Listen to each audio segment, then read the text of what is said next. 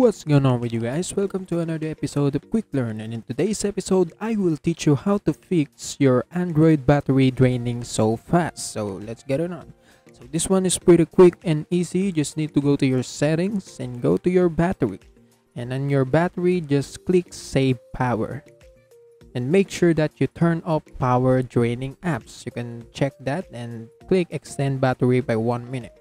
So after that, make sure you turn on power saving mode. It also helps decreasing your battery usage. So just turn it on. Another thing that you can do is to go to your display and brightness and make sure that you have a lower brightness, because just look at this. If I put it on a higher brightness, it will use high energy. So just keep it low.